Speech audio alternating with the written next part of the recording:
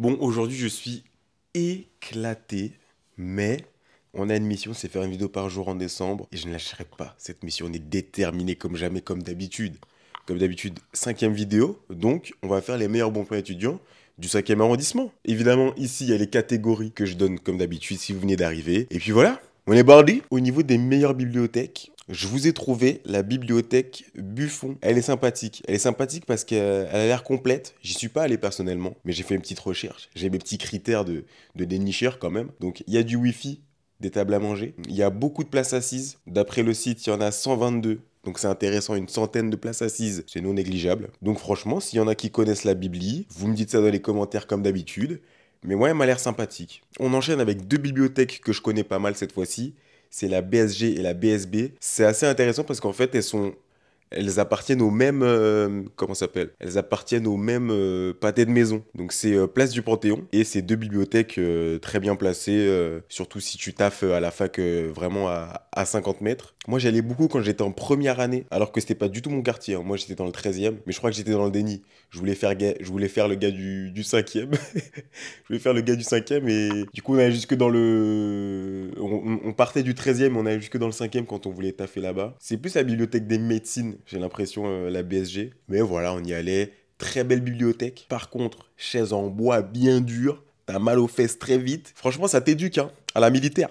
Non, en vrai, j'abuse. En vrai, j'abuse. Franchement, quand t'es là-bas, tu kiffes. Faut trouver sa place assise, hein. Pour peu que t'y ailles à 2-3, faut vraiment y aller le matin, poser ta place et la garder. Mais c'est cool. En vrai, en termes de confort et d'accessibilité, je vous conseille justement la BSB qui est vraiment sur l'autre pan de mur, quoi. Enfin, c'est... Bref, il y aura des photos, il y aura des vidéos pour documenter tout ça, évidemment. Et là, pour le coup, il y a beaucoup plus de place, plus confortable. Wi-Fi, salle plus chaleureuse, plus fonctionnelle, quoi. Et t'as beaucoup plus de chances d'y aller, c'est gratuit, hein. Les deux sont gratuites, faut faire une carte qui dure un an à chaque fois. Donc voilà, c'est des petits souvenirs quand je vais là-bas. Et d'ailleurs, je pense à un lieu là, en lieu où ça fait, j'ai toujours mon petit ordi, hein. J'ai toujours mes petits tableaux, hop là, mon petit tableau Excel. Mais en lieu où t'as fait, bah en fait, je peux recommander là en rapide le Nuage Café. Nuage Café, c'est pas mal, c'est un coworking à l'heure, mais à partir du moment où tu payes pour rentrer, tu as tout illimité. Donc boisson, tu te fais tes petites céréales, ton petit lait, il y a tout illimité quoi. Donc ça c'est vraiment pas mal, c'est un bon confort, surtout si tu choisis de passer la journée. Si tu passes la journée, t'as un tarif de journée exprès pour les étudiants. Donc je pense que ça peut être intéressant. Café Nuage, je vous le place comme ça en rapide, ça me fait plaisir. On passe au resto, les meilleurs restos étudiants. Ah là là, la rue Mouffetard. La rue Mouffetard, franchement c'est... Non mais j'y ai repensé. Ah franchement c'est les émotions. Ah, c'est les émotions. Non, la rue Mouffetard, incroyable. Pour moi, c'est la une des... Allez, je vais pas faire le gars qui extrapole. Je pense que c'est dans le top 3 des meilleures rues à Paris pour manger. Pourquoi? Parce qu'il y a plein de restos qui s'enchaînent et surtout, c'est pas cher. Tous les restos, ils savent que les étudiants à côté, ils nous mettent bien. Je vous ai fait ma petite sélection des trois restos All-Star de la rue Mouffetard. On commence par Toscanino. C'est simple, c'est un italien. Ils te font des sandwichs faits dans des focaccia. C'est frais, c'est croustillant. Ça change un petit peu de la baguette. Et franchement, c'est trop bon. Et il y a une petite offre étudiante. Une petite offre étudiante, pardon. Si tu viens avec ta carte, tu as une boisson offerte si tu achètes un sandwich, quoi. Donc une schiacciata. Pour peu que tu prennes la schiacciata classique, mais bon, quand même, hein, rempli, hein. Mortadelle ou jambon, un des deux. Avec mozzarella, tomate, pesto, roquette. Franchement, t'es bien. 6,90, sandwich, boisson. C'est pas mal, hein. C'est peu battable, hein. Moi, j'adore. Moi, je vous dis, j'adore. Évidemment, j'y suis allé personnellement, j'ai testé. De toute façon, là, les restos, je les ai tous testés. Voilà, non, moi, je vous le dis, je vous le dis. J'ai donné de mon corps, j'ai donné de mon sang, j'ai donné de la sueur de mon front. Ah non, la bouffe, il faut tester quand même. Donc voilà, Toscanino. Ensuite, il y a Joe Burger. Joe Burger, c'est très simple. Burger, frites, boisson, dessert, 8 euros. Non mais voilà, simple, simple. En plus, le burger est tue sa mère. Moi, à chaque fois que je vais là-bas, j'y à chaque fois. En vrai, j'y vais pas allé souvent, mais parce que j'ai découvert ça tard dans ma vie d'étudiant. Le burger au pesto. Non mais j'y pense très souvent. On peut dire que ça fait partie de mes Roman Empire. Non mais voilà, le burger au pesto. En fait, je crois que c'était la première fois que je mangeais ça. Je trouvais ça trop original. Ça marche trop bien. Leur pain, il est bien brioché, tu vois. Avec le fromage qu'ils font. Non, franchement, ça a été une belle découverte à l'époque. Ils font des burgers au poulet aussi, que j'ai moins aimé. Alors que franchement, je suis un poulet boy, hein, comme on dit, hein. Je suis un aficionados. Non, mais voilà, franchement, Joe Burger, vous y allez. Et burger, pesto, petite frite, petite boisson. Bon, alors le dessert, ils l'ont mis pour la forme, mais c'est une pomme, hein. C'est une pomme ou un donut ou un truc comme ça. Je sais plus. Voilà. Et Oroyona. Oroyona, pareil. Quel banger. Écoutez-moi bien la taille de la formule. Crêpes sucrées, crêpes salées, boisson. 5,50 €. Non mais voilà, voilà, je vous le dis, je vous le dis, je vous le dis. Quelle est cette sorcellerie? En plus, ils font les crêpes devant vous, elles sont fraîches. Hop là. Les crêpes bien faites, formule midi, 5,50 €, deux crêpes, une boisson. Pourquoi aller manger ailleurs? Mais why? Why? Surtout qu'en plus, moi, je suis un crêpe boy aussi, hein. Ah, franchement, non, mais c'est simple. Non, voilà, je vais vous le dire. Tu t'embrouilles avec moi, tu m'achètes une crêpe, ça y est, j'oublie tout. Non, mais voilà, je l'ai dit. Mais les crêpes, les crêpes, les crêpes. Non, je vous promets que je sais pas pourquoi j'aime ça à ce point, mais c'est mon talon d'Achille, quoi. C'est, ouais. Non, mais voilà, les meilleurs restos, franchement. Et puis en vrai, toute la rue. Toute la rue, elle est bien. Toute la rue, elle est bien. Je vous ai fait un best-of du best-of. Pour de vrai, hein. Allez, on passe aux activités. Activités, visites. Je peux vous mettre un petit institut du monde arabe tranquillement, gratuit pour les étudiants. Moi, j'y étais allé à l'époque avec le pass jeune. Le pass jeune, c'est la magie aussi, hein. L'été, là, c'est fini, je crois. On est en décembre, c'est fini. C'est de juin à décembre. C'est un carnet avec plein de tickets qui vous permettent d'accéder à plein de visites, soit moins cher, soit gratuitement, dans Paris. Donc ça, c'est pas mal. L'Institut du monde arabe. J'ai la description comme ça, on m'en veut pas si... Enfin voilà, en gros, si je le fais en mode freestyle et que c'est pas ouf, j'ai pas envie qu'on me tombe dessus. Donc, l'Institut du monde arabe est un institut culturel français consacré au monde arabe. Il est situé au cœur de Paris, dans le 5e arrondissement. C'est à côté de Jussieu. C'est à côté du campus Pierre et Marie Curie. Très sympa. Moi, j'étais allé voir l'expo permanente. C'est très joli. C'est beaucoup dans l'art. C'est beaucoup dans des choses comme ça. Non, c'est pas l'expo permanente. Non, je confonds avec une autre fois. Non, là, on était allé voir.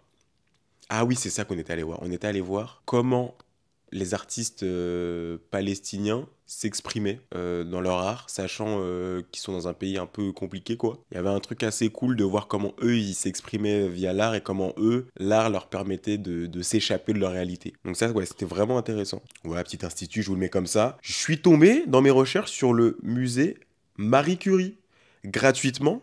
Je crois qu'il est au sein d'une fac, gratuit pour tous en plus. Donc que vous ayez 20 ou 45 ans, c'est gratuit, ça fait plaisir. Ils ne perdent pas le nord quand même, ils ont dit, vous pouvez nous faire des dons, hein. Ah, vous nous claquez un PayPal, vous nous claquez un tips à l'entrée, ça fait plaisir. Du coup, je me suis demandé même si je me doutais qu'ils avaient parlé de Marie Curie et de sa famille, etc., j'ai voulu voir ce qu'ils proposaient concrètement. Situé dans le dernier laboratoire dirigé par Marie Curie, le musée Marie Curie allie nouvelles technologies, documents d'archives, objets anciens dans un espace de 120 mètres carrés, rénové en 2012. Vous y découvrirez le tableau et le laboratoire de Marie Curie. Désolé, je sais pas parler. L'histoire de la radioactivité et de la radiothérapie, ainsi que les différentes étapes de découverte scientifique des Curie et des Julio Curie, la famille aux 5 prix Nobel. La taille de la famille. Donc voilà, vous avez accès à tout ça, à ce moment d'histoire gratuitement au musée. J'irai quand j'aurai le temps, je pense. J'irai pour faire une petite vidéo, je pense. On enchaîne sur la 3e visite, le Panthéon. Le Panthéon. En plus, transition parfaite parce que Marie Curie, ça tombe au Panthéon. Non mais voilà, non mais c'est ça qu'on propose. C'est la proposition de la journée. Non mais voilà, on vous le dit. Panthéon, c'est le monument qui a pour but d'honorer les personnages qui ont marqué l'histoire de France, quoi. Accessible gratuitement aussi pour les moins de 26 ans. C'est très joli. C'est très joli à l'intérieur. T'as un sous-sol en crypte. T'as la crypte au sous-sol pour visiter un peu les tombes. Je sais pas si ça se dit. Et donc, c'est là que tu tombes sur des grands noms, hein. Tu tombes sur du Voltaire, tu tombes sur du Rousseau, tu tombes sur du Marie Curie. Tu vois, tu traverses les époques, quoi. Tu traverses les époques et la réussite. Non, ça fait plaisir. Quand tu y vas dans les beaux jours, si je peux me permettre, t'as accès au rooftop, une vue très cool sur Paris, une vue assez originale parce que c'est un point de vue qu'on n'a pas l'habitude de voir. Et petite anecdote, c'est bien ça. J'y suis allé 2 fois au Panthéon, j'ai filmé 2 fois. La première fois, en fait, je me suis fait voler mon téléphone quelques jours plus tard avec tous les rushs dedans. Coup dur. Franchement, j'étais dégoûté. En plus, j'avais tout. J'avais la visite, la crypte, le roof to the top. J'ai un peu le seum. Mais voilà, j'y suis retourné. La vidéo est dispo maintenant sur Instagram. Et franchement, c'est pas mal. Si vous avez le temps, allez-y. Surtout qu'en plus, c'est à côté de plein de facs et tout. Pensez-y. Niveau quartier bar et sortie, le quartier de Jussieu, hein. Franchement, tout ce qui est vers l'Institut du monde arabe. Il y a une rue entière de bars. Attendez, je vais trouver ça. Qu'est-ce que je vais taper? Je vais taper... Il y a un bar qui s'appelle les rattrapages. Donc tu rates ton partiel, ça se la fout au rattrapage. Non mais voilà, on va pas se mentir. Au rattrapage, rue Fossé de Saint-Bernard. Rue des Fossés Saint-Bernard. Moi, je sais qu'il y a un autre qui fait l'angle. Je vais le retrouver. Le Nouvel Institut. Per. Voilà, le Nouvel Institut, c'est pas mal. Ils font de tout. Des bonnes pizzas maison, des pains à prix étudiants. Non, ça fait plaisir. Ça fait plaisir. Et parfois, ça se tape des grosses pizzas là-bas. Vous avez des menus burgers aussi pas chers. Franchement, les prix d'entrée sont très bons. Donc allez vous faire kiffer là-bas, ça fait plaisir. Parc et lieu chill, arène de Lutèce, évidemment, c'est le classique, hein. C'est tout simplement un amphithéâtre gallo-romain au milieu de la ville de Paris. Qu'est-ce que vous voulez que je vous dise de plus, moi? Non, mais c'est un peu mystique quand tu vas là-bas. Assez cool, tu peux te poser dans l'intercours, classé monument historique. Non, mais voilà, pareil, je vous lâche des stats, ça me fait plaisir.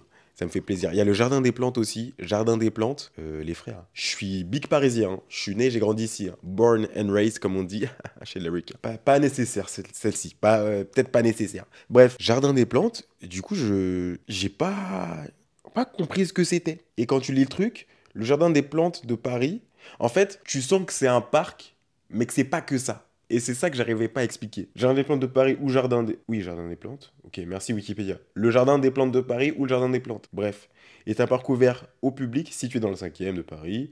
Il est le siège et le principal site du Muséum national d'histoire naturelle, qui possède aussi d'autres sites à Paris et en province. Beaucoup de gens en parlent. C'est un classique de Paris, c'est un classique du 5e. C'est pour ça que je le mets. Mais moi, je n'y suis jamais allé. Il faudrait que j'y aille un jour, je pense. Pour la culture. Voilà, pour connaître. Lieu solidaire étudiant, là c'est du lieu. Là c'est l'Emmaüs Campus Césure, c'est fort.